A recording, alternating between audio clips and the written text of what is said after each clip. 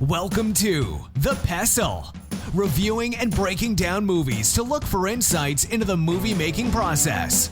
Hosted by the Zombie Apocalypse. Can you imagine how dirty a zombie's underwear is? Let's start the show. Welcome, everybody, to The Pestle. Today's show is brought to you by GBZ Online, the news that harasses victims of tragedy for your 30 seconds of viewing pleasure. Get the scoop at GBZ Online. Welcome, everybody, to The Pestle. I am Wes. And I am Todd. And this is the film podcast made by filmmakers for everybody's pleasure. One of the things you are, on top of being a full-time producer, filmmaker, you're good at editing, like you're a multi-talented person, but you're also a musician. And so I think you would appreciate the fact that I just spent the last couple of days hanging out at ACL. Music is one of those things, man, for me that I always forget how important it is to me, because I can be so information heavy sometimes, and getting out and forcing myself to say, oh, go deal with crowds and go sit in the sun and listen to music. And getting out there, I was like, oh God, I got to do this every year. Like every time I make it out there, I'm just, renewed. It re-inspires me. And I don't know, it's just fun to get out and have a bunch of people yelling and like see people, bands that you like. I got to see several bands. I saw Black Pumas for the first time. What'd you think? God, they're just excellent.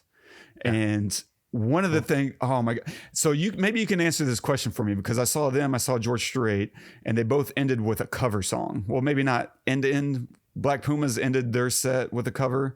And God, man, they did Tracy Chapman Fast Car. Like the front man retired the band and just grabbed his guitar, and he did this incredible cover of Tracy Chapman. And it was just like, oh my God, this is fantastic. And then George Strait at the end did a cover of Tom Petty. I didn't recognize the song. I'm not a big Tom Petty guy. And so I don't know if that's a big thing. So I went to ACL for two bands. George Strait, he's been my white whale. I've never got to see him in concert, and he just doesn't tour anymore. And so you got to catch him at the right time.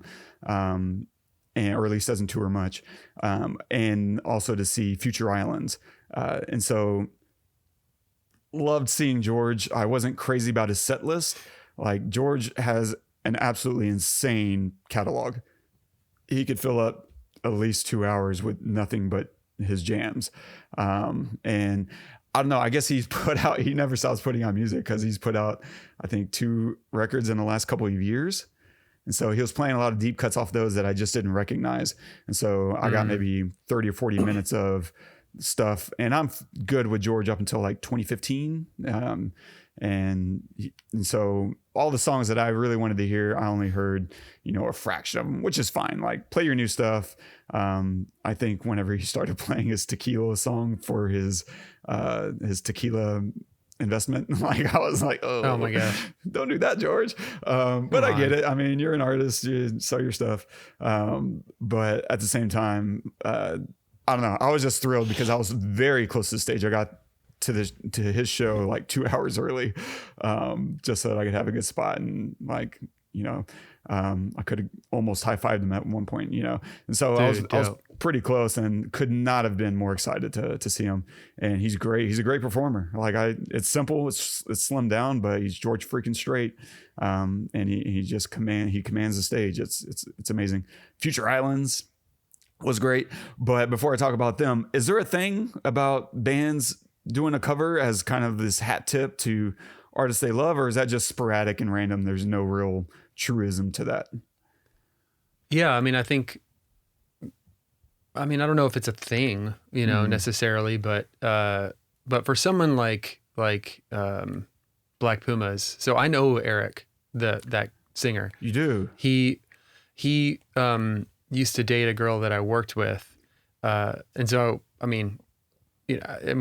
he would know me if he saw me. He's like, Todd, hey, like, we're not like best buds or anything, right. But I saw him play when he was nothing, and that wasn't even that long ago. That was 4 years ago, right? he was nothing. I mean, like playing for, 20 people in the middle of the day on a Sunday at brunch, you know what I mean? And he would bust out sitting on the dock of the bay and just slay it, like the guy was just really good, but he was unassuming, he was this guy who just, he was just good. He wasn't like incredible where you listen to the guy, you're just like, that guy's going to be famous. He was just good. He was just really good. And then they broke up and I left that job or in the other order. And then Colors came out and then everything was just insane. So with him, he's really good at stuff like that. He's really good at like, what did you say that they covered? Tracy Chapman. I mean, yeah. He's really good at stuff like Otis Redding is one of his favorites. So, really good at any Otis Redding stuff, which Otis Redding is one of my favorite voices of all time. So, I'm not putting him in that category, but right. I am putting him up there. Like if you can sing that and get away with it and actually sound pretty good, there's something about you. And he's just really good. So I think, it's also a way to not do the stereotypical end with your hit. I mean, I know that they have, a few songs that are pretty known, but Colors is by far the most known. And so, if you want to be a little bit different, you play it early in the set, you let people, bring people over to the stage, and then you end with something that they know anyway, that that you can slay, right? And it doesn't matter if there's a band or if it's acoustic or whatever. You just, it brings the people in to then leave them. So yeah, I think it's a cool move if you can pull it off, if you can pull off Tracy Chapman as well as someone like Eric can, yeah, why not? Did he kill it? Oh my gosh. Yeah. Again, that's my first time seeing them. I'm sure I've heard them before. When he played Colors, I was like, oh yeah, I know this song. But yeah, the whole performance was just excellent. And he completely owned that crowd. Like everyone was just there wrapped. And I mean, I guess I was fairly close because I was getting there early for George anyway. But same stage. Yeah, I mean, I think the thing that surprised me, to whatever degree, like I'm not familiar with how famous they are or not. I know, Ricky, my producer that was on for Ready Player One a couple weeks ago, that's his favorite band. Like I've been hearing him talk about them for, I don't know, 4 or 5 years, at least 3 or 4. And he was hunting for vinyls. Like he was always just big. And we went to Gourmands over the summer after wrapping a shoot, and Eric was over there, and Ricky, kept his cool, but I could see he was kind of freaking out. That's right. And he went over and just said hi and shook his hand. And Eric, got up, came to our table, super humble, shook everybody's hand, introduced himself. I really didn't know who he was. But I could just tell this is like good people, really good attitude. Just asked about our day, what we were up to and all that kind of thing. That's cool. He was finishing up a meal. Like he didn't have to do that. There was no one else there. Like, he could have easily gotten away with, just minding his own business, but super chill guy. And he just destroyed the stage, man. I love that. I love that, man. Couldn't believe it. And then Future Islands, I saw them the next day. My God, that was as good as Pumas were. Future Islands was my favorite performance of the weekend, just because you would think that guy, and this is the thing that blew me away. Okay, so I get there. I listen to Future Islands a lot. Like they are heavy in my rotation, as you know. But at the same time, I'm a music lover, but that's where it stops with me. I don't go and research bands and look into them. And so I didn't really know what Future Islands looked like. The guy walks on stage and I think it's like a roadie doing a mic test. He does have that look. That's so great. That's the best way to describe that guy. And he grabs the mic and he's like, "What's up, Austin?" And I was like, "Oh, he's going to introduce Future Islands. That's cool."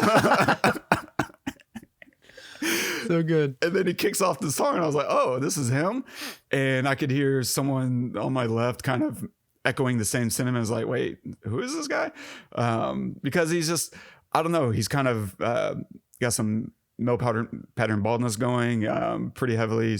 He's not wearing like a rock star outfit, which is really cool, but it's very unassuming, right? He's just kind of he's got jeans on and like this buttoned up short sleeve shirt that is maybe a size too small, and he really just looks like someone wandered onto the stage and just, you know, tore the place down, because he gets going and every square inch of that stage is his, and it was just absolutely mind-blowing. And if you can sit there and watch him perform and be unmoved, check your pulse, man. It was inspiring. Like, I just could not believe how good he was.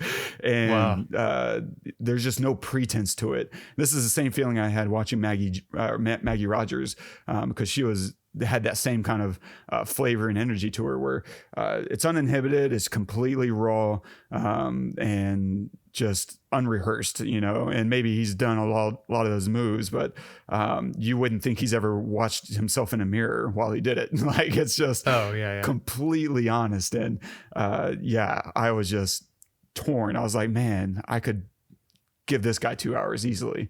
And so if they end up doing a show by themselves coming back through Austin, I'll definitely be buying a ticket for that. So awesome. They crushed it. And then of course, Doja Cat was great. I sat down and just listened to Doja. I think I stood for one song. I was really far away. This was one that I was like a million miles away from the stage. And so, looking at her on the stage, she was not even an ant. I had to watch the Jumbotron, and I could see some of the performance. She looks, from the Jumbotron though, she can freaking dance. She put on a great show. But then after that, Billie Eilish came on. And so I got really close for that. And I had already made up my mind. I was going to stay for an hour and then bounce out, and listen to some on my way out, and then, you know, try to catch a cheaper ride. I didn't want to pay $75 for an Uber. And so she's absolutely just... You didn't move, did you? God. Well, I did. Here was the thing. I was debating, because it got to about 45 minutes. I was like, I've only heard about half the tracks I want to hear. And I was like, I need to go, because I was really feeling tired. Like I had ingested some things that were taking their toll.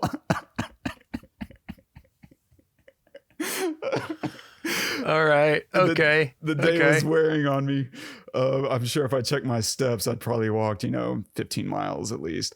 And so I was feeling it, in the sun or whatever. And so, but then she, right at like the 56-minute mark, she plays Ocean Eyes. And I was like, okay, I can walk out on this, because it's an incredible song. And what I love, she did so much that I loved. I mean, her energy was real. She created this slope on the stage so that if she walked to the back of the stage, it raised her position so that everyone could get a better look at her. Awesome. And she had this lift. Like I've been to, only a few ACL shows, but I'd never seen like stagey things like this. And she jumped on this lift at one point, this platform that elevated her like 30, 40 feet in the air, kind of bounced on it. And the crowd was like, oh, she's like, no, it's safe. I'm good. Like, because you get out there on this arm, it's almost like one of those telephone lift things. And she's performing in there. And then she gets on this other crazy, like long speaker thing, and she's elevated on that. And then she also did this stage extension that let her walk like 50 feet into the audience, elevated. And so she did all They these... never do that at ACL. That I saw your post and I was like, whoa, is she walking on a catwalk? Do they have a catwalk there? They never have one. Okay, it's always like a center aisle, right? So like when I saw Vetter there, he like did it was raining, so he did like a mudslide down the aisle, like so it's like on the ground. But she had a catwalk. She did. And wow, it was just cool. I took a video at one point. They give their drummer a break, and her brother comes down, grabs a guitar, and it's just them sitting playing a song. God, those are the ones. I took a video. I didn't send it to you yet. I'll send it to you because it's perfect. And is it the one? Are they sitting on a bed? No, They used to do that, but Edge of a Stage, but yeah. Edge of the Stage. Yeah. It's just Which one was it? Which one was it? I can't remember that. Okay. The set's all mixed up in my head. But I was just like, man, Todd would just freaking adore this right now. Yeah. She kills me, man. She kills me. There is, good. I mean, yeah, there's no other artist right now really that I listen to that just, you talk about honesty, right? And being genuine to who you are. And I don't see anybody else that way, more than her. The music she makes, the way she makes it, the things that she writes about and says, she has no fear, and even when she did the cover of, what was it, Vogue, and she like went blonde and put on this bustier kind of like outfit, and I was like not having it. I didn't like it, but that's fine, you know. It's fine that I didn't like it at the time. I mean, I still don't, but like she doesn't give a shit. Like it's her, it's her journey. It's the way she's telling it, doing it the way that she wants to. Everything, she has 100% creative control. So kudos to her label. Like she travels with her family. When she tours, they make their music on the fucking road, right? She'll be sitting in a hotel room or the back of the bus, and he just has his laptop and a Neumann mic, and they sing, and she tracks vocals like that, and that's cool, man. And sometimes the music comes fast, but other times it takes months to happen, and they tell you about it and they're honest about it, and they're like, it's just so cool. And Phineas is just, I mean, I have a few producers that Jack Antonoff is one that I'm just obsessed with. He does everything. He does all the Taylor Swift stuff. He did the last Dixie Chicks record. He's amazing. But Phineas is probably my favorite producer right now by far. The guy murders, just destroys tracks for that girl. I mean, he has some really amazing stuff himself, but like for her, God, he produces the shit out of them, man. And they're just so creative. That's so good that you love that show. It makes me happy that you got to see it and experience it. And obviously, I would, if I hadn't, I would be as honest about that. Off air, we talked about another show that I wasn't crazy about. I think if she comes back through and I can get like really good tickets, I would be down to pay like a few hundred to sit, 15, 20 rows out or whatever. But I can also, and the cool thing is she's so young, like there's so much more time for her, and she's going to change and develop because she's not afraid of that at all. Like she's going to do some stuff in 5-10 years. She's going to be completely different. I feel like, musically wise, but anyway.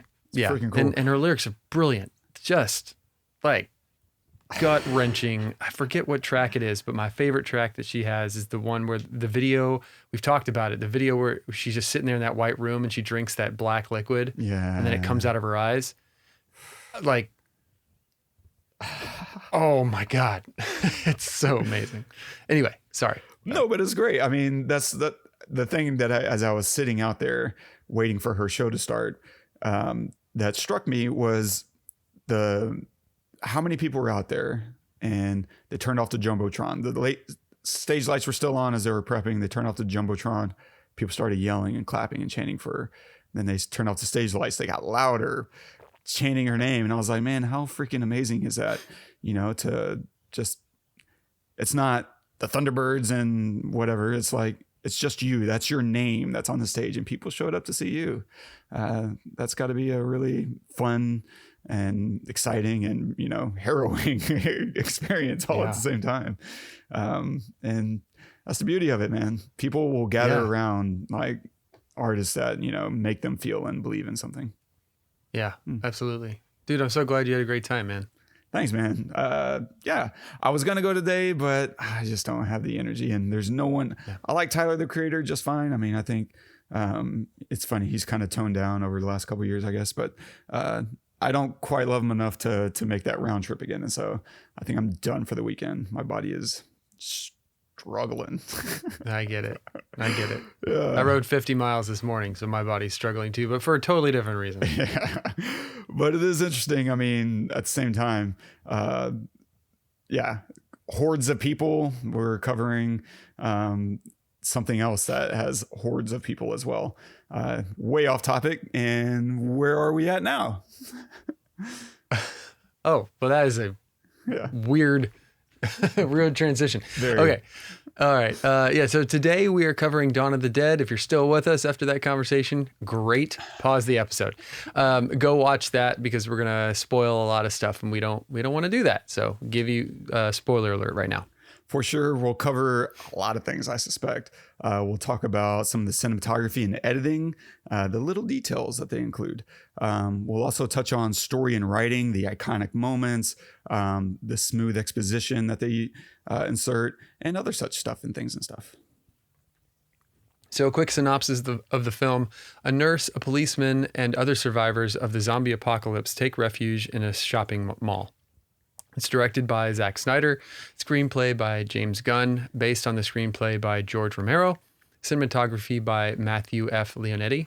It's starring Sarah Polley as Anna, Ving Rames as Ken, Mekhi Phifer as Andre, Mekhi Phifer as Andre, Jake Weber as Michael, Ty Burrell as Steve, and Michael Kelly as CJ. Excuse me, not to shit on anyone's riff here, but let me just see if I grasp this concept, okay? You're suggesting that we take some fucking parking shuttles and reinforce them with some aluminum siding and then just head on over to the gun store where we watch our good friend Andy play some cowboy movie jump on the covered wagon bullshit. Then we're gonna drive across the ruined city through a welcome committee of a few 100,000 dead cannibals, all so that we can sail off into the sunset on this fucking asshole's boat and head for some island that for all we know doesn't even exist? Yeah. Pretty much, yeah.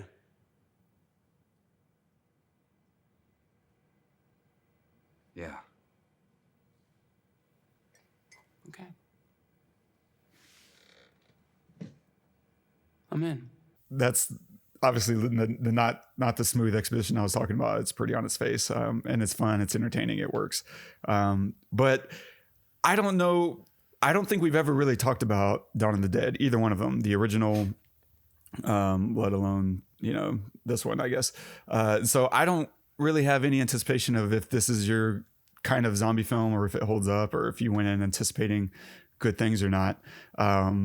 Is this a big thumbs up or down or ambivalent?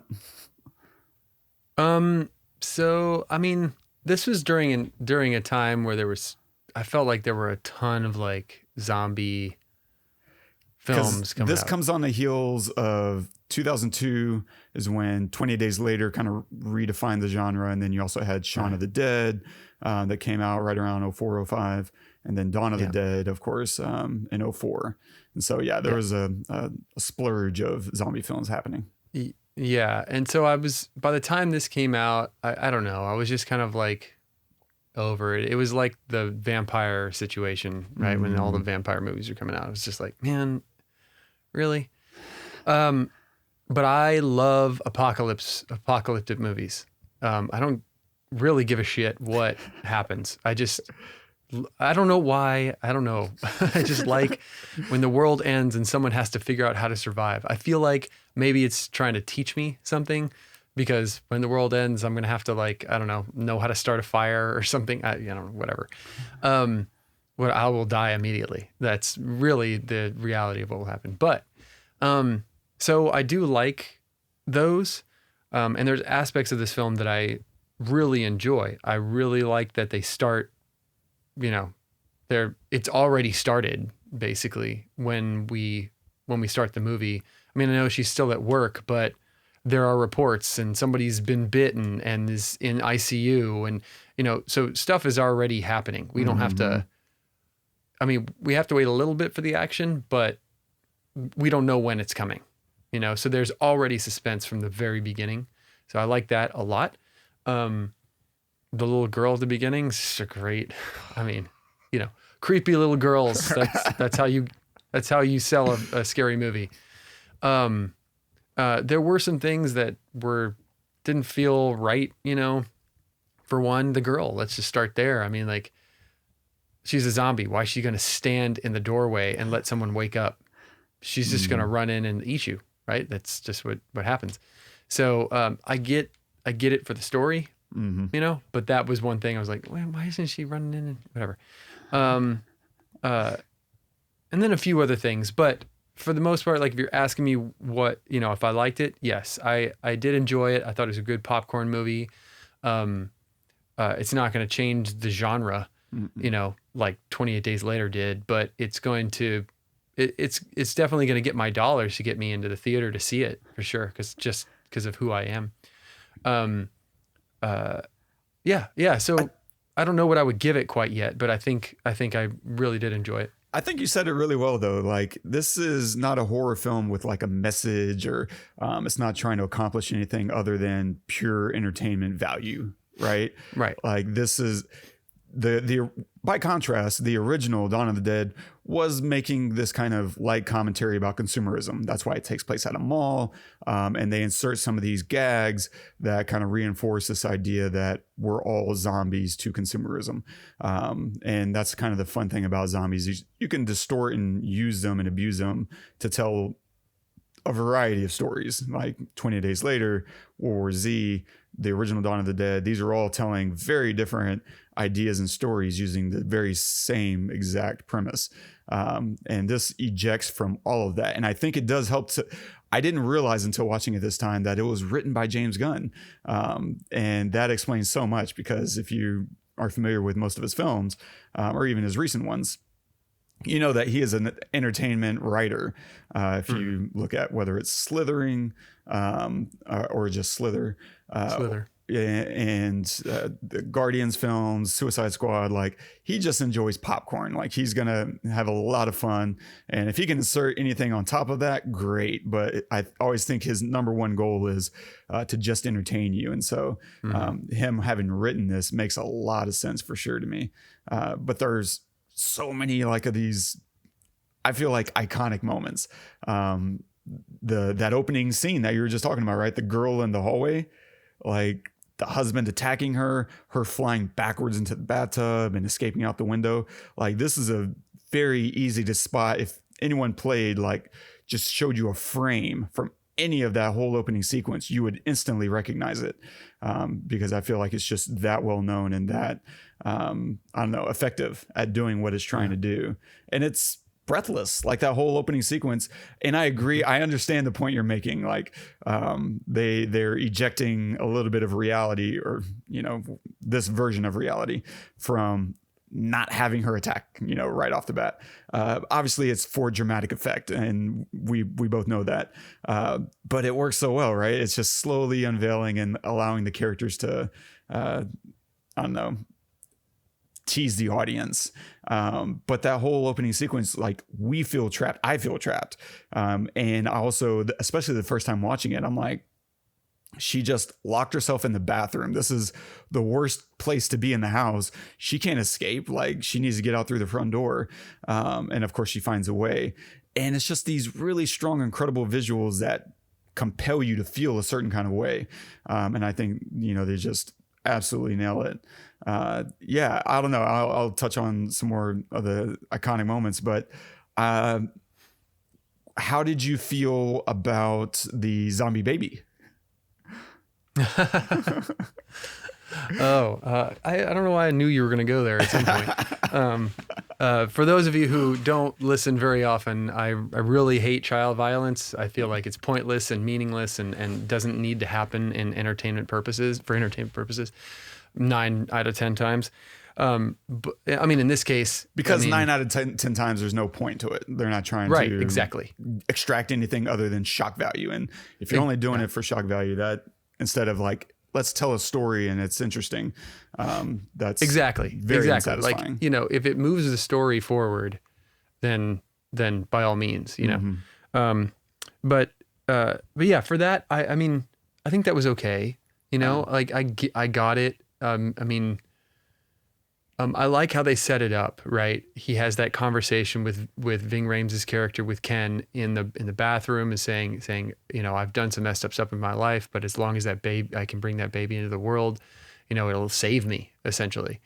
Right. And so when he can't save his girlfriend and he can't save the baby, he just kind of loses it. Right. And he's just, I like that that they didn't make the baby, like scamper across the floor or any creepy thing like that. It's a freaking baby. It has no muscle tone at all. It's not going to be able to do that. So I did like that. Yeah. I mean, it was a good little thing to add in there, Yeah, it's obviously not exactly horrific, but kinda. It's like, there's all this curiosity they build up around it. It's also kind of comical, right? It's got this kind of like shock value to it. And for that purpose, I think that's what they wanted. I think they wanted it to be kind of outrageous, kind of comical, kind of horrific, and it's just pure entertainment, right? It absolutely works for that. Like, you're both amused and terrified of the prospect. Like, it all kind of ties together and plays right into the goal of, let's just have fun and do weird zany things, I guess. And I also think they earned that moment, right? A lot of build up. Like you said, there was that great conversation between Ken and Andre, and there's a lot of curiosity about, once she starts turning, you're like, well, what happens to the baby? And so we're just curious if she's going to deliver a zombie baby or if the baby's fine. And the whole birthing process was appropriately disgusting for a zombie birth, like blood just going haywire. It's so gross. And Andre had appropriately flipped out. And honestly, Todd, isn't that an accurate depiction of parenthood? Yeah. I thought, it would have been cool if the baby would have survived, right? Like, if it wasn't a zombie, like if it was real, and now all of a sudden there's this extra level of, these people really need to survive now because they got to save, that baby. But no, I had the same thought too. It kind of kicks off the interesting premise of, what happens if that baby comes out normal and has some kind of antibody or whatever that could be the cure for zombieism. Right. And you have to be delicate with that, because on its face, it can be really, really hokey. But if you string it out, and that seems like more of a TV series, 10, 20 episode kind of thing. I don't know. Could be fun, interesting, could be terrible. Both work for me.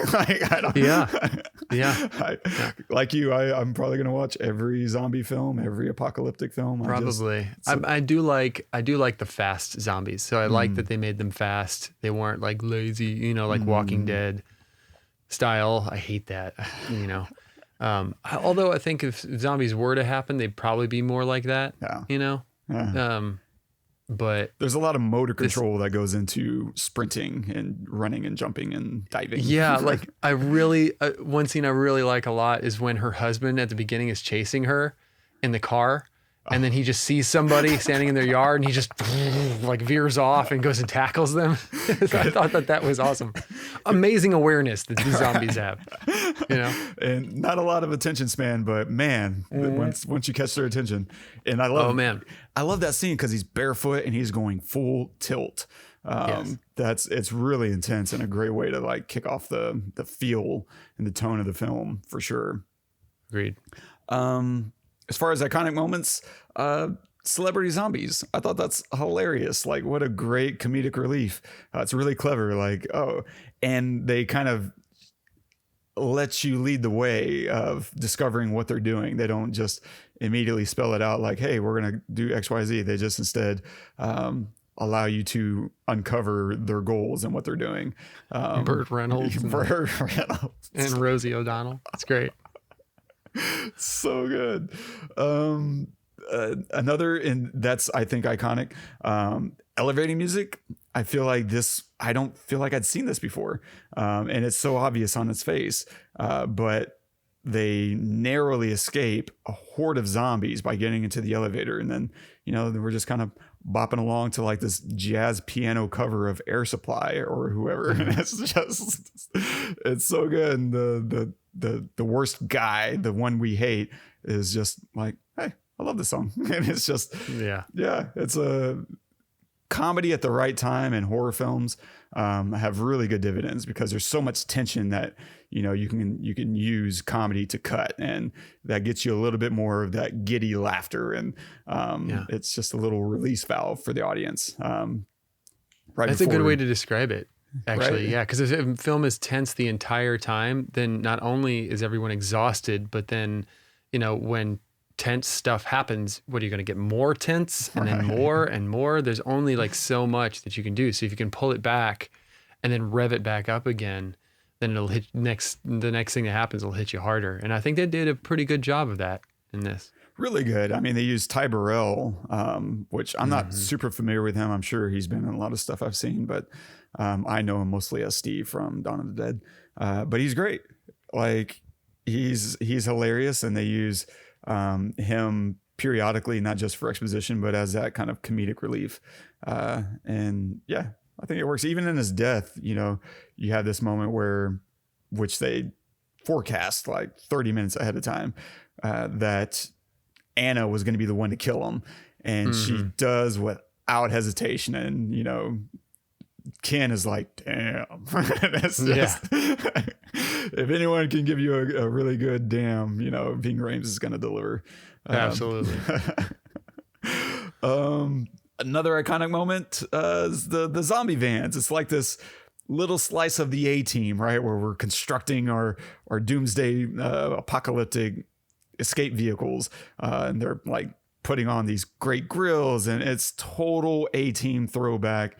And I don't remember seeing like a zombie film, or at least, of this type, really take the pains to create this little, I don't know, thing, which leads into the next iconic moment, the propane tank explosion. Just beautiful. Like it clears the whole parking lot. And I love that really stark contrast, because on the one hand you're like, where'd all the bodies go? On the other hand, it's visually communicating the idea that they just detonated everybody out of their way, and now they can just kind of drive. But it's great, and they do a lot of explosions in the film, because they do the gas tank that explodes at the beginning when she's driving out, and then at the end, CJ blows up that other propane tank, the big one, and that is huge. And the nice thing about the one at night is it allows us to kind of see something about explosions, which is explosions at night are usually so much better. It just fills the screen better because the contrast is so much easier on the eyes, right? The light from the explosion fills out the darkness, whereas fire in the daylight doesn't read nearly as well.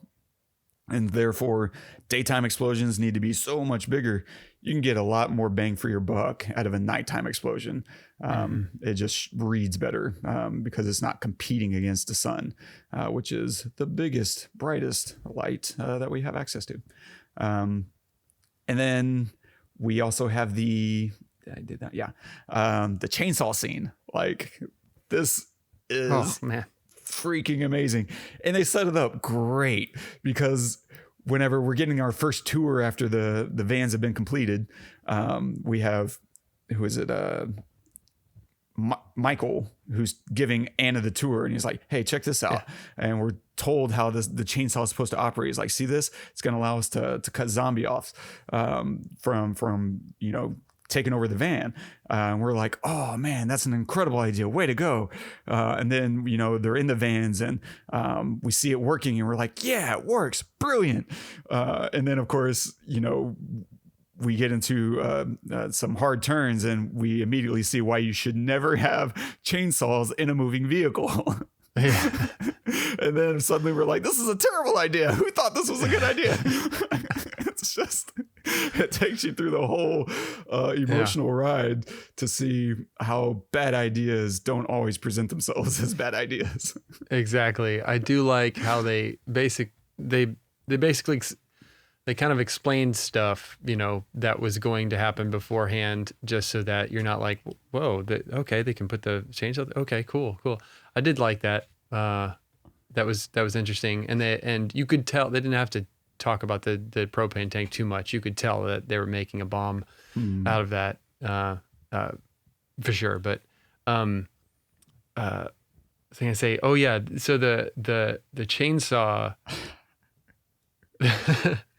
going into what's her name? I don't even know what her name was. That was, oh my God, I forgot about that. When it happened, I was watching it. I go, oh my God. Oh, it was just brutal. But I think that, there needed to be a massive cost for what they were doing, for they had to leave sooner than they had planned. They're going all the way across town. There were thousands of them. So, they couldn't just get to the marina without anything, really bad happening. So, yeah, so I think that they kind of needed that to happen, and they needed to lose the quote unquote dead weight, the old guy who sawed her in half, and her, like she wasn't like Anna, like she wasn't going to survive. She's totally going to die. So, okay, how are we going to kill her? Well, let's set a warning for keeping a chainsaw in a car. And it's great. It's one of those little moments of detail that I really loved, which is the chainsaw cuts through her. And the first several times I watched this, I always looked away when that shot happens. And so this is the first time I think of the 20 times I've seen this movie a lot. Not in a while, but I've seen it a lot, that I actually just forced myself, you're going to watch this effect and see how it all operates. And they do something really cool, which is the chainsaw cuts through her shoulder, down her shirt, and it cuts off the shirt, and it like cuts the bra strap, and that just flips, right? And it just kind of flies off. And obviously they don't reveal anything, crude. It's a horror moment. But I thought that was just this brilliant little detail that adds to the realism, because normally you see that kind of shot and they just kind of let the shirt stay on there. Whereas a chainsaw is probably going to grab, it's going to like strip anything away that can possibly move. And that was just a genius little touch to have it cut through the shirt, rip it off, and the bra strap pop. And it feels so visceral where you just can't escape it. It's those little tiny details that add to the realism, I think. Just brilliant. Nice. Yeah. Another little moment of detail that I loved was this little underwater shot of Anna washing her hands in the fountain. They cut and the audio kind of gets submersed and the tone kind of rises and you're seeing the blood drift off her hands and it feels threatening. And I love that. And there's two other shots that jumped out to me. I bet there's more if I was thinking about it. But the first time they go into the parking garage, before they're attacked by that legless zombie, there's like blood on the wall, and we just kind of watch it and it's smeared. And so you can it tells a story without telling a story, right? You just imagine what took place there. And we just sit on that for, 5 or 10 seconds and just slowly push in. And then as they start walking, we do a shot of like flashlights on one of the pillars and we just hang there for another 10 seconds. And nothing's happening. And the thing I love about these three shots, the underwater, the parking garage, is you don't need those shots to tell this story. They're not moving the narrative forward at all. Even some things that you might think is a detail shot that doesn't need to be there does tell a story. Like the fountain scene whenever Ken cuts his arm. Like, there's no real reason he needed to cut his arm and get bandaged up. None of that really needs to be there other than to enforce Anna's a nurse, and that they are hurt people, and maybe to create some tension that does his arm having been cut like expose him to the virus. There's some tension you get out of that, but they have a close-up of him cutting his arm. Like, all those things are there, and they're telling a story. They're adding to the story that's happening. These shots don't. They don't actually progress the story in any way whatsoever. They are there for mood. They're there for tone. They're there for other things. But if you deleted them, you still have the story unfold in exactly the same way.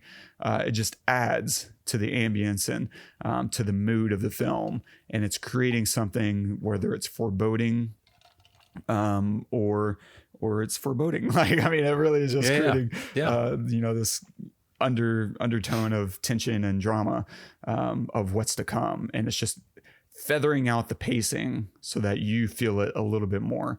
And it's creating suspense. And I love that. It's, Zack Snyder, he does that stuff very, very well, especially in this movie. But I agree with you specifically about the shot under the water of her washing her hands. I felt like it was very symbolic. Like, it was important. I mean, it didn't need to be there, but it was also important because that was the first moment of the day where she could actually like feel okay enough to wash her hands. You know what I mean? To wash off what just happened. Her husband tried to kill her. She barely made it out alive. And then, found Ving, and they got to the mall, and they're, they have to destroy a few zombies or whatever. They're just still nervous. We're all still nervous. And I felt like that was like maybe our first moment of, okay, take a breath. You know what I mean? Because we haven't really been able to sense all that started happening. Right. So maybe it was for her as the character, but it was also for us as a viewer, because at that moment I did feel stress. I was like, okay, something's going to come up and grab her. Like, that's what I felt. Mm-hmm. But then after it was gone, like after nothing happened, I was like, oh, okay, now I can breathe a little bit, So I don't know if it was probably his intention for it to be stressful, just because of where it was placed. I felt like it was placed pretty close to that zombie getting shot and becoming a twitcher, right? He became a twitcher, and then he was just twitching, and then she's rinsing her hands off next to him in the... It was before that. It was before that happened. Oh, she was rinsing, and then that happened. Yeah. Okay. Well, it was then that was exactly how it should have been felt. There was a lot of tension, and it should have been. So it was perfect. That's awesome. They do a great job too on withholding detail. Like, there's some things that they intentionally don't let us see, right? We don't see Luda get bit. I don't remember seeing her get bit. That's the pregnant woman who slowly turns. And we also don't see Michael get bit at the end whenever he's saving Anna. And of course, not seeing these things allows more suspension and curiosity and timely reveals, like things that we're waiting, anticipating. That's really fun. And that gives the audience time to build anxiety about like what just happened. Is he okay? I think I saw someone bite him, but we didn't see it. We didn't see it up close. So maybe it didn't happen. So there's hope, there's conflict that the viewer's feeling in those moments. And that's awesome. And I'm sure they went and got those things. They got that shot and just decided we're not going to show it. But it's one of those things on the day that you want to make sure you get it just in case. You just never know how much you need to give the audience. And so that's a safety thing. I wouldn't be surprised if they got it. But yeah, this is all under my cinematography and editing, because these are things that go hand in hand. And I mean, overall, the whole film has this green tint to the film, and it feels gross. It feels diseased in some ways. And part of me also wonders if this was part of the post-Matrix effect. After the Matrix came out, a lot of things started having this green tint. Not just movies, but even commercials would start having a lot of green tint to them, and it just became kind of a style. This Dawn of the Dead also has like really high contrast, right? There's blown out backgrounds at times. Like when Anna and Ken walk into the tunnel, like that background is destroyed, man. And it's fine. Like it works. I could see them not stressing that at all. For one, we're not really interested in looking at the background, where they're in the tunnel and we're just focused on them and what we can see. But it also, even with that, all that contrast throughout the film really heightens the tone of the movie. It increases tension, I feel like, because we lose a lot of detail in the scenes. We can't see into the shadows. We can't see much into the light sources, the highlights. And so it feels like that feeling when you've gone to a movie and you step into the daylight and you're kind of fighting to see what's happening a little bit. You kind of have that throughout the entire movie. You're just constantly fighting to see, make things out and the details. And they strip a lot of that away, and that creates a little bit of visual tension. And it's just a very simple, subtle, brilliant thing. Dude, I'm so glad you explained that, because I didn't know why I felt that way. I was watching this and I was thinking, this is like super high contrast and it totally works. Why does this work? I didn't realize it, but that makes complete sense. You can't see into the darkness. You can't see into the light. You can only see basically what's in front of you.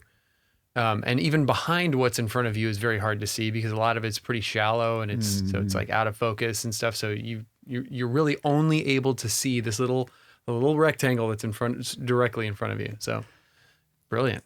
Genius stuff. There was this little editing moment and that I loved at the beginning when the little girl bites Anna's husband. They do a very small speed ramp right there, where instead of, maybe they caught it at 24 frames per second, and instead of letting that play out at 1.5 seconds, they like sped it up so that it ramped up from 24 frames a second to 60 or something, just to make her feel that much faster. Probably similar. Whenever she jumps up in the hallway, they might have sped that up just a hair, not a ton, but just a hair. And that's just a beautiful shot. Like, it's creepy watching a little girl move in this inhuman way. It's freaking dope. And with that opening sequence, the bathtub scene, I freaking love this whole sequence. The overhead shot in the bathroom as we watch her fly backwards into the tub and like try to reach and catch herself, and she misses. First off, that shot, I'm sure that it's the answer is probably out there somewhere, but it made me wonder, did they create a fake bathtub in order to soften it? Porcelain is not friendly if you... Oh man, when she hit the thing. Yeah, I was like, that had to hurt. Yeah. Oh, brutal. Maybe they gave her padded clothes. Maybe it's just a stunt double. It didn't look like a stunt double, which is what you want when you use a stunt double. And so I don't know how they accomplished that, but maybe all three of those things. I don't know, but it looked brutal. You feel the pain, because we all know what that feels like on our feet and on our body. And if you've never dreaded falling in the shower, you've never taken a shower. It's just horrifying. But I also love this cut that happens whenever she's escaping out of the window, because I think it's perfect. One thing some horror films and just movies in general do that bugs me is this kind of delayed shots to make sure something's registering with the viewer. So sometimes you hang on to something like, 1 second, 2 seconds too long, just to make sure you see the gun, right? There's a gun, feel threatened, and then you see someone, whatever, kick it out of their hand. And they cut this scene so perfectly in order to make sure you get all the visual elements that you need to put it all together. And they time it so well that you never feel like they're cheating for the camera. Like, it's so fluid and it's so smooth. And I completely buy into the whole thing. And so we see her get halfway out of the window, the bathroom window, as her husband is, breaking into the bathroom. And we cut to see her outside, right? She's outside halfway, and he climbs in, finally gets in, and he's approaching her feet. We cut back to her outside, and we see her kind of start to create momentum. And we cut back to her feet, and we see the motion of her kicking her husband in the face. And it's all perfect. It's not overly telegraphed, so there's no unnecessary frames added to help sell this moment without belaboring it. And so we get the feeling of she's ramping up, and also her husband arrives just at the moment when she needs to wind up the kick, and it just kind of click, click, click. It's beautiful editing, and big hat tip to whoever cut this, as well as Zack Snyder, for loving the cut, because I think some directors get a little anxious about, I want to make sure the viewer understands what they're seeing, and it's like, no, it's a good edit. You can see it all. If they blink, they miss it, their fault. Like, let's move on. And with that, there's one moment that I didn't like. Please. That it just didn't work, which is the whole sequence, the early moment whenever we find out there's a dad and his daughter. The dad's been bitten. And I think this was Doctor from back in the day. And he's playing this guy, right? He's been bitten on the arm. And there's this melodramatic moment that his daughter's like, don't go away, leave my dad alone. And I think the writing's fine. I think I'm going to blame the directing on that one. Like, I don't know. It just didn't work. It felt a little forced. All of it just came off a little just melodramatic, and like, okay, y'all should have worked through the scene a little bit more. And I don't know, maybe they didn't have time. Maybe it worked really well in rehearsal and you got on set and just couldn't get it to pop. Shooting a movie like this, there's probably not a lot of time to work through stuff. But I don't know, that whole moment just didn't work for me. But editing wise, there is a moment that really did work for me. What? Which is after Ken kind of hauls him off and is getting ready to pump around into his face. We cut to the daughter leaving, and we watch this all happen, right? After the daughter leaves her father for the last time, we watch her on a monitor and the security camera, right? As she walks through the main lobby, and then she goes and finds some store, and she ducks behind the counter and is just kind of crying and trying to console herself. And it works. And we're watching it from the perspective of the security guards, which is why we can see that security footage. Now, what's cool is they're watching on one security camera as this all happens. And that's just not how security cameras work, right? Security cameras don't follow people. Like the camera, the monitor is watching one camera. And if she walks out of frame, it doesn't just magically find her and the next camera. Like, this is something the UK struggles with. They have like security cameras by the thousands over there, but tracking someone across cameras is next to impossible. Like, they don't communicate that way. And so I love this edit though, because the edit works because we, the audience, want to track her. And we want to see what she does. And so there's an emotional need to see what she does next and to cut to where she's at next. And so the audience, we never actually think twice about this little editing cheat because we have such a compulsion to want to see where she's going and what's happening next. It would feel weird to suddenly just let her walk off camera and then we don't see what she goes and does. And so the editing works. It's a complete cheat. But it works because the viewer has a need, a compulsion to see what happens, which is ultimately why all editing works, because we all have this compulsion to want to see what happens next. Where did they go? What are they looking at? Those questions arise in the viewer's mind, and the editor knows, I need to fulfill this wish by cutting to a shot that shows what they're looking out of the window, etc. Yeah. Dude, that's dope. That's awesome. Yeah, I remember that shot actually, and I loved it. And I didn't buy that whole thing. I think it was just because like they were brand new already to it, and so I just didn't have any connection to his character at all. I didn't know who he was or anything like that. So yeah, I mean, I felt for the daughter and for him, but it was just I don't think that it landed for me either. Yeah. And, can't win them all. Yeah, that's all right. Yeah, I was still Totally there. cool. It's not like we ejected out of the film. It was just like, okay, I get what y'all are doing. Let's get to the punchline. Yeah, exactly. Exactly. Only a couple more notes, I guess. Writing and story wise, really strong start. Now, the thing that I love what they do at the beginning of this movie is we start at the end of Anna's day. Most movies begin you at the beginning of someone's day. We see, and for good reason, like I'm not slamming it. You generally want to establish someone's life, their pattern, before we break that pattern with the big story, right? The call to adventure, whatever that may be. And so normally you watch someone as they wake up, have breakfast with their family, go do whatever.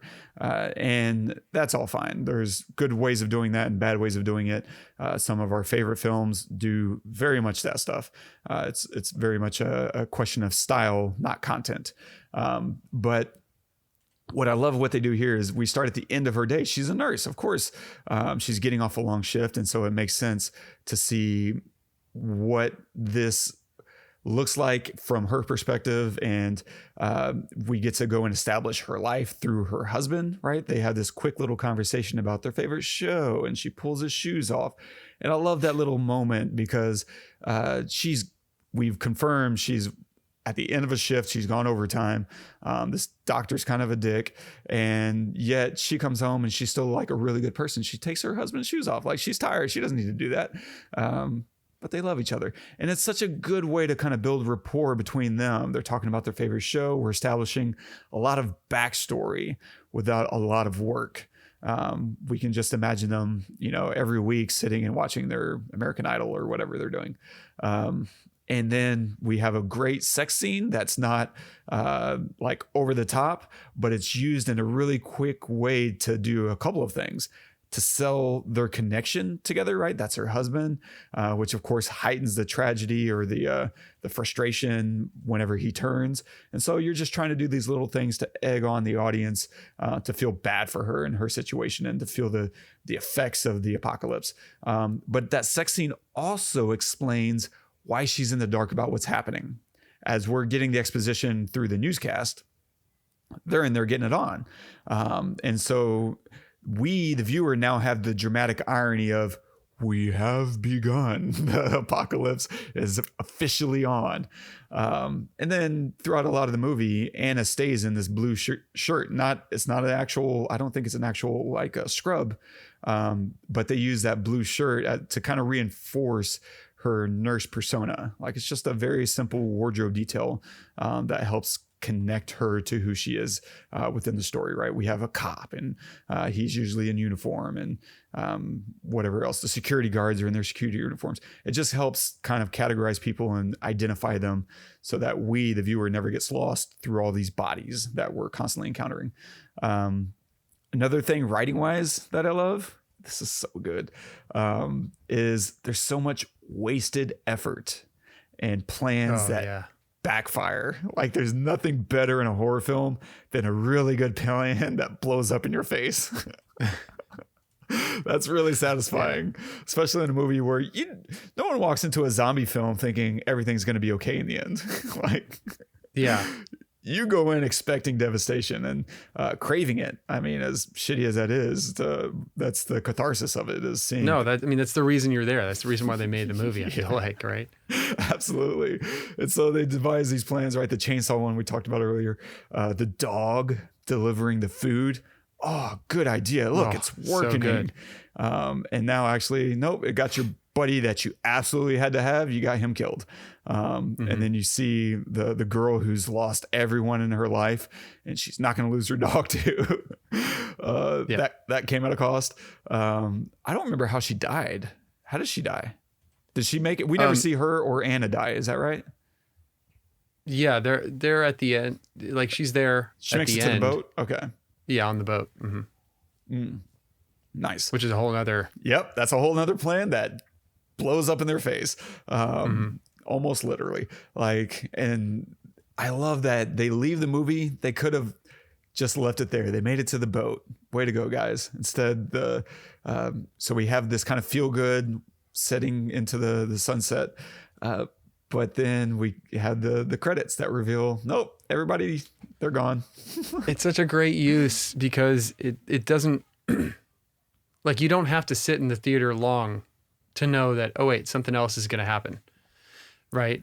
Yeah. They just sporadically throw in the footage throughout. And I think that that's great. I mean, there is something to be said about like having, you know, how they do with Marvel movies where you have something at the end of the credits and stuff. And that's really cool for those kinds of films. But I think that this in particular, doing that throughout, it was just so good. It was, there's something about it being broken up, you know, in between the credits that made it feel like a little more tension than if we were to just see it all cut together at the end. I don't know.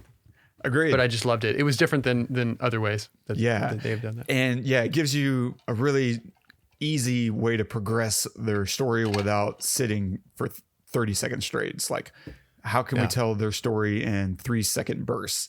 How is Zack Snyder to you as a director? Are you, like, you know, how do you look at him and you think, or do you watch his movies and think, oh man, this guy is like amazing? Is he like one of your favorites? Is he? Yeah, do you hate him? As a director, I think he's really fantastic. Whether we're talking about 300, Dawn of the Dead. My problem is sometimes he doesn't always pick very good scripts. Sucker Punch is one that I believe he wrote. And I was super excited about it whenever he announced it because I was just like, this guy doesn't miss. And I was like, oh, okay. Like, you're an incredibly strong visual storyteller, but doesn't necessarily always pick, you know, the best stories. And so I don't know. I think he's hit and miss whenever James Gunn writing your script for you. Great. And so I think that would be my hope for him is for someone else to write better scripts for him. All this stuff in the DC universe, I think does not work. And even though it all, you know, for the most part looks gorgeous. Very hit and miss. Well, yeah, I mean, DC is a whole nother conversation. True. Fair enough. I feel like, you know, but okay, cool. Yeah. I was curious. But yeah, I feel like all of their ideas suck, right? All the wasted efforts and backfiring plans, because ultimately their biggest failure, and this is what's so good, is that they failed to survive the tedium of a zombie apocalypse. Like, if you're doing it right, the zombie apocalypse is a very boring show.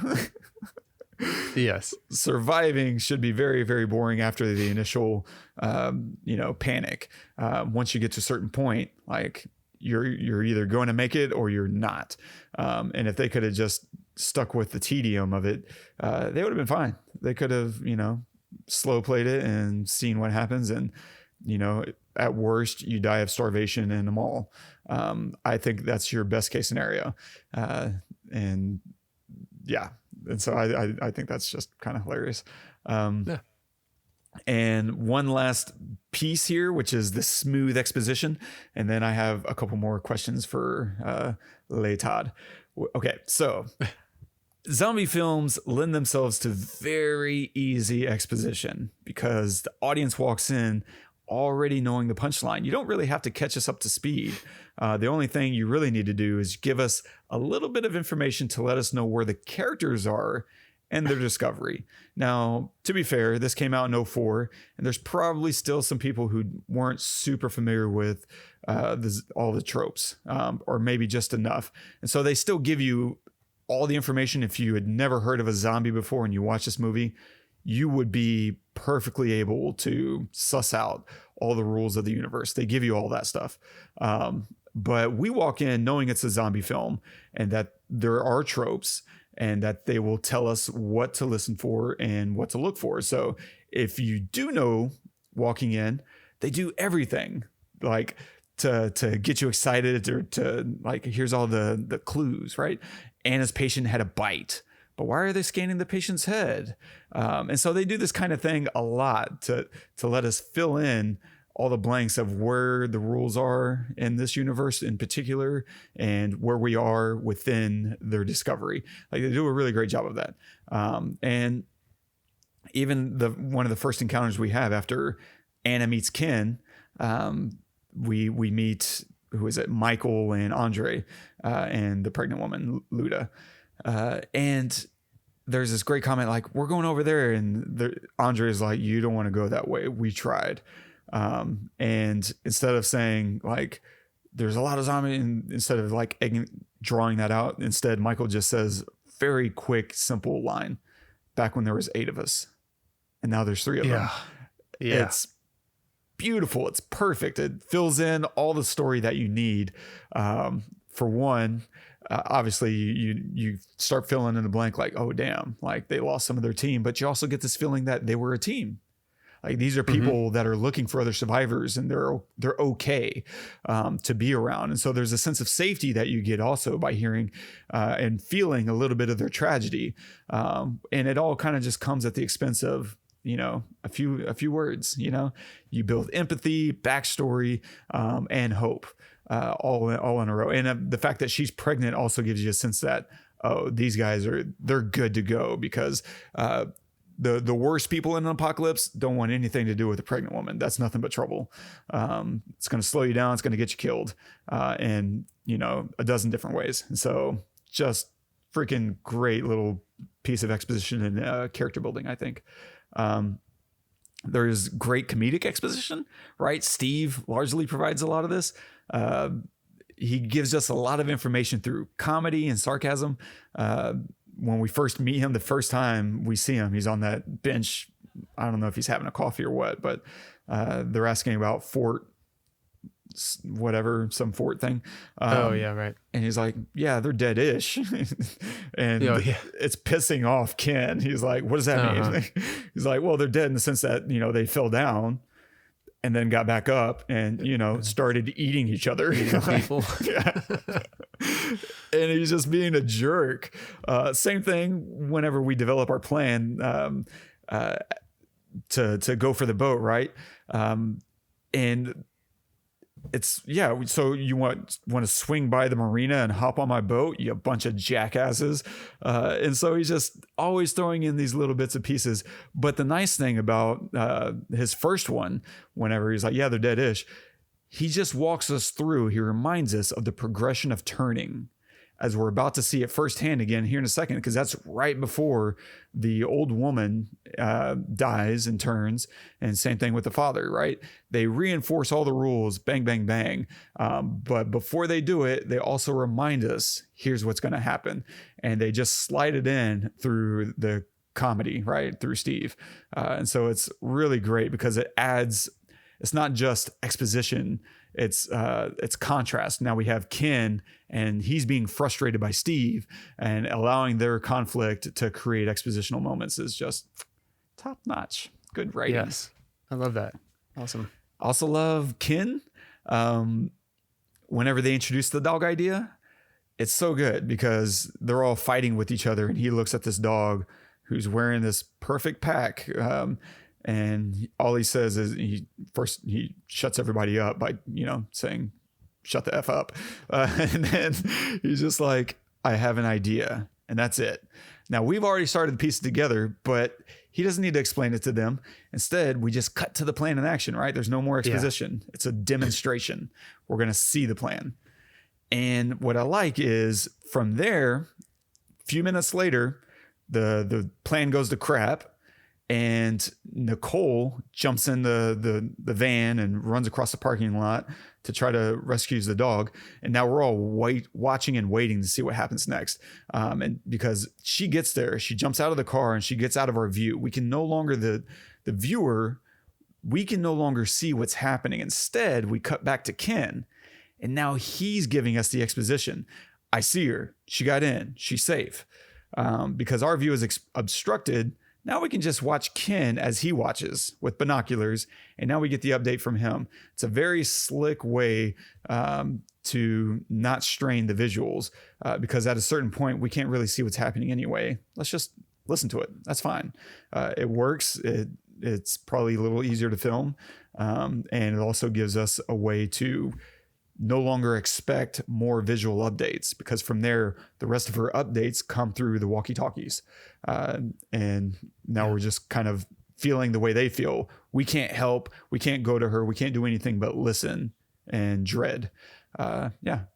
Yeah, I love that, because the whole interaction with them and what's the gun guy across the way? Yeah, the guy on top of the building. Anyway, Andy, thank you, has been through the lens of binoculars. We haven't even heard this guy's voice yet, so it would make no sense to be able to see her on the other side of a truck that far away as well. So, I think those kinds of things are what directors are specifically for, right? If anybody says, okay, well, so if somebody's filming, somebody else is filming this and is the cinematographer, well, what's the director, like, where does the director's, where's the line for what the director is going to do, right? So the cinematographer is going to say, okay, this angle is probably best, but the director will say, okay, that's a great angle, now get closer, or back up. What I want to do is fill the frame with what I need in that moment. Or I want this picture, make this picture as good as you possibly can. This is where I want the camera. Now, how do we make this as good as we can? And I think that is a perfect example of someone, a master like Zack, saying, okay, now nobody else, we want to keep everybody a little bit in the dark, because everybody around Ken is in the dark.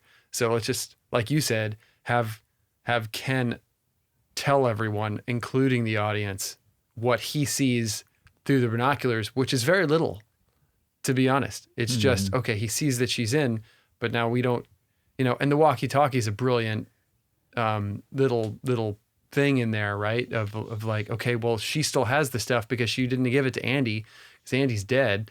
So now we're talking to her in the closet, and we know that she's safe, quote unquote, in the closet, which then means, okay, now we have to accelerate our plan and make this happen in some weird way, right? So yeah, it just furthers the story really, really well. I love that. Yeah. That's a really interesting, idea that you're talking about, which is why is the director necessary? Because that's a good point. I wonder if there are a lot of people that are like, well, if they're not operating the camera, if they're not like shooting it, like what's really their function? They're not acting in it. And they're holding it all in their head. They're seeing how it all plays together, because you're right. This might be a beautiful shot, but that's not really telling the story the way I want it. And so, get closer, because it's going to fill out the frame and it's going to make the viewer feel uncomfortable. Now you're getting into the psychology of the story that you're telling. It's not just how can we tell the story, it's how can we make the biggest impact on the viewer.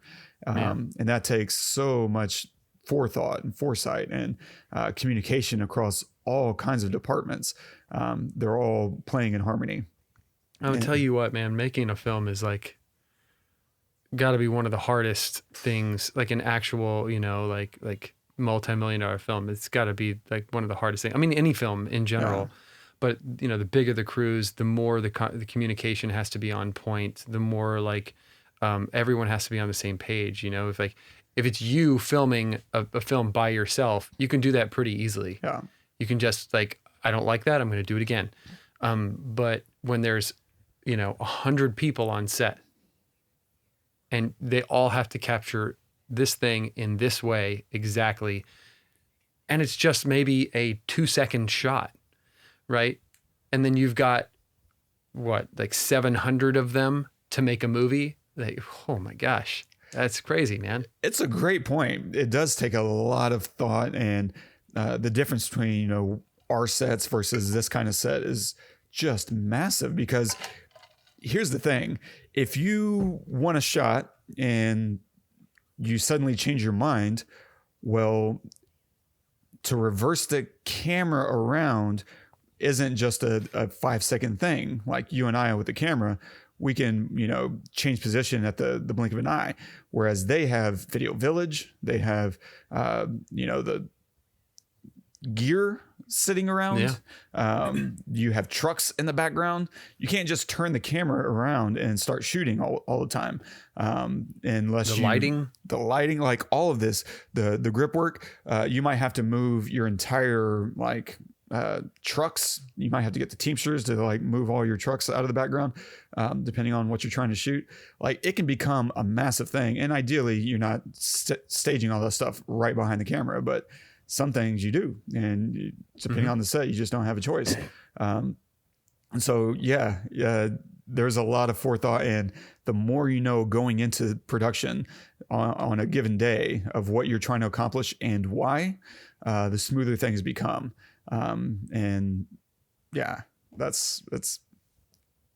It's a very finely tuned choreographed dance that doesn't always come together until, third, fourth, fifth day sometimes, as you're getting into a rhythm. And this is why a lot of teams work together time and time again.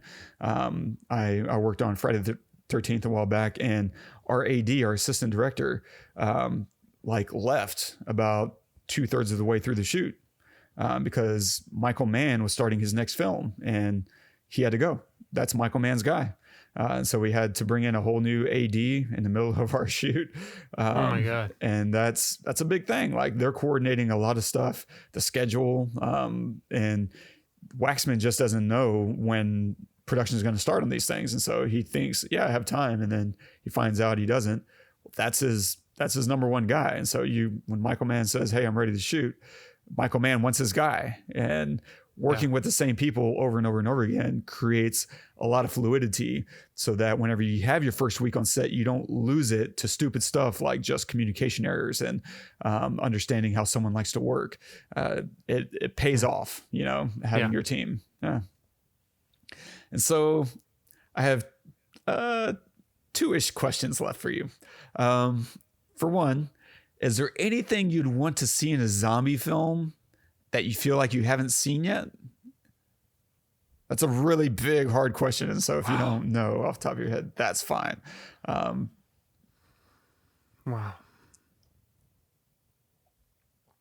With that, maybe have that pinging around in the back of your head. Let me ask you the next question. Do you have a zombie survival plan?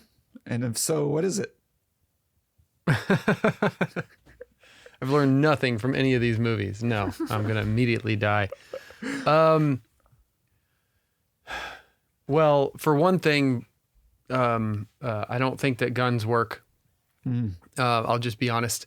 I think that you run out of bullets too fast. You're just going to kill a few, and then you're eventually going to die because you're going to run out. And what can a gun do? I mean, with no bullets, not a damn thing. So I think I would grab a bat or a golf club or something that I can wield, right? Or like maybe, a bat with nails in it or something. I don't know. But yeah, so that'd be one thing. I'd head out to the country as far out into the middle of nowhere as possible. Or into the ocean. I'd grab a boat and go into the ocean, right? That's probably what I'd do. Nice. I'd go on the water somewhere for sure. Ooh.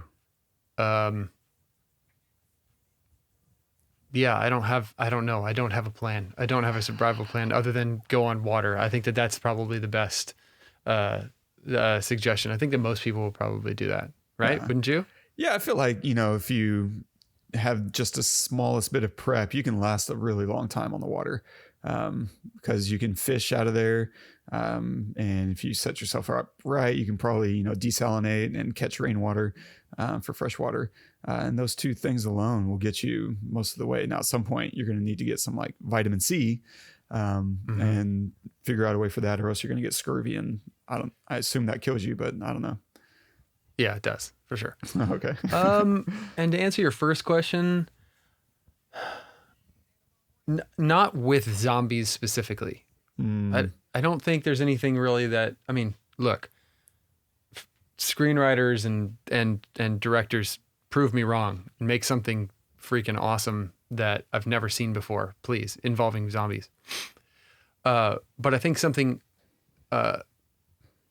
involving zombies, but going farther. So what I think about sometimes when I watch these is the reason for a zombie apocalypse, right? So it's either been a like a virus, kind of thing, or it's been that there's no more room in heaven or hell, right? Yeah. And so what would it be like to be able to have a conversation with either God or the devil or whoever's making it happen, as to why, right? And have them like explain it, or not necessarily explain it, but just like have that be the conversation of like, okay, is it really full? I mean, come on, that's bullshit, right? Is it bullshit? I don't know. I have no idea. I don't know anything. But that would be interesting because you're taking it to the source of where it's coming from, right? Yeah. I think that I love the idea of it being a virus. I think that is very real and not necessarily the zombie aspect is real, but like if it were to actually happen, that would probably be the impetus of it happening is some kind of disease or virus or something. But taking it to a place that nobody's really experienced before, like that would be really interesting. To like, what would that screenplay look like? I have no idea. Like, what would it really be? A conversation? Would it be more metaphysical? I have no idea. But as a starting point, it's a lot of interesting, fun opportunity. Yeah, because I think that especially recently, it hasn't. The whole idea of heaven or hell is full. That's like an old thing. Like that was like the 80s, the 60s, that kind of stuff. But we haven't really done that. I don't feel like in the last 20 years. Maybe we have, and I just can't think of it. But like I think most things are just because it's a virus or some kind of sickness. Yeah. So it would be interesting to explore that. Like, what would that look like if you could actually go to the source of that? I don't know. What about you? Nice. Survival plan? I have none. I think if I were to put together one, if I was going to be responsible for whatever that's worth in this scenario, I think I would probably make some kind of pack, right? That gives me seeds that I would research, like what seeds can I buy that are easy to plant and harvest to keep me fed. Maybe some kind of field manual. I think the Army has a really great field manual about how to operate and read directions and all kinds of stuff, or something along those lines, some kind of survivalist guide. And then, from there, I'd probably want some kind of weapons, as much for the people that you can't trust as for the zombies themselves. Oh, good thought. Good thought. Because I think you're right. Ultimately, once you're at your safe place, guns are a really bad idea. They're just going to draw attention. But if you do it right, maybe you can use guns to hunt for food or something. And that would require some planning and thought. But after that, I don't know where I would go. It's probably if I can find come to California. Cali, I'm in. Oh man, that wouldn't be bad at all. It'd be as terrible as anywhere else. For the other thing, I don't know if there is anything that I would want to see that I haven't necessarily seen yet from a zombie film. And I don't know why I thought of that question. I think you gave a really fun, interesting, unique answer that I certainly can't improve upon. But it would be a fun thing to think about, like, what is it that the idea of zombies can illuminate on? And just referencing the movies we were talking about before, the original Dawn, World War Z, 28 Days Later, and saying, okay, what else could we extrapolate from putting people in this kind of situation where the zombies themselves aren't important, but they allow you to arrive at some other ideas and test some other thesis and concepts about whether it's humanity, disease, hope, and the human spirit. Like, there's a lot of other things that we could probably mine that won't necessarily be, you know, this brand new shiny object, but could maybe, you know, be reflected in a zombie film in a way that hasn't been reflected in other types of genres. And so that's probably where I would start if I was going to put together a zombie film, is to ask those questions and bullet point and explore story opportunities through that avenue. Yeah. Cool. Yeah. So that's all I got. I don't know if I said it before. I love this movie. It works for me on every level. It's entertaining. It's both hilarious and visually pleasing. It's one of my favorite zombie films. I like it. I think it improves on the original Dawn of the Dead. I know that's heresy, but I love this more than Romero's. Not that Romero, obviously Romero's isn't bad. He's the king. But yeah, it works for me. It's pleasing in every way I need it to be. Yeah, I agree. I enjoyed it. I thought it was great. Yeah, like I said, it's a good popcorn movie. I don't think that it's like, it's definitely, I have several others that are zombie films that are, or just a couple at least that are like, you know, I don't know what could top them. Yeah. But it's definitely up there as like a really enjoyable thing to watch on you know, like any evening. Right. Yeah. Nice. Nothing jumped out as like terrible or anything to me. So I really enjoyed it. Which is impressive for 17 years on? Like Exactly. I mean, you know, that might sound like, you know, a static film or whatever, but that's not what it's intended. It's like, you know, if you can be a movie like this, 17 years later, and it's still like, I enjoyed that. That's a win, man. That's a win. It really is. And you know what's funny is I never once expected, because of the apocalyptic nature, that there would be cell phones or some of these other current day tech. It never felt like it should be in there. Not because I was expecting it from 2004, but because I felt like there was so much failure across the board, that why would those things work? And so I never felt their absence, I guess is what I say, as opposed to some films you do, and you go with it anyway, because of the era. But it felt complete to me. Cool. Nice. So what are you going to recommend this week? I'm surprised I guess I'm not surprised I haven't recommended this before. I don't really recommend horror very often because it's not my favorite. But I remember seeing this in the theater and it's scaring the living bejeebas out of me, because I didn't know what to expect. So I'm going to recommend Rec, REC, which is short for record. And so interesting thing about this film, it's like a Spanish found footage horror film. I forget when, 2007, I think it came out, and the budget was $2 million and it made $33 million in the box office. I mean, talk about a success, right? I mean, I think that a lot of the found footage films are very similar in that regard. You know, you don't worry about lighting so much. You just kind of like shoot in a lot of ways. I know there's a lot more that goes into it, obviously, but this one in particular was just, holy hell. There was no humor to break it up. It just hurt the whole time. And being in a theater in Round Rock when no one else was in the theater in the middle of the night, I was terrified. So yeah, I'm going to recommend Rec. What an incredible recommendation, Todd. Oh, were you going to recommend that? It was on my list, but you know what I decided was actually to recommend a very similar film called Quarantine, which is the American remake. Which is literally the American version. It's of Rec, beat for beat. And yeah, I think I like the American version a little bit better, although Rec 2 I like better than the American version of that.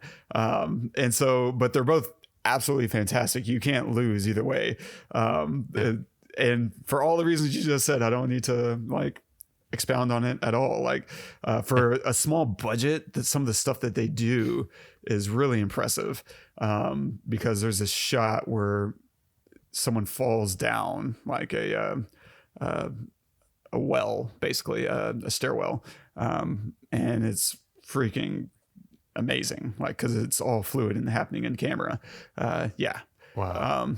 Excellent recommendations, sir. So Rec and Quarantine will have both of those trailers in the show notes, and stay tuned for next week. We're going to conclude our horror films. We're ejecting a little early this year because there was there's so many new films coming out in October that we just couldn't quite dwindle as long as we normally do on Halloween films. But we continue and wrap up with The Witch.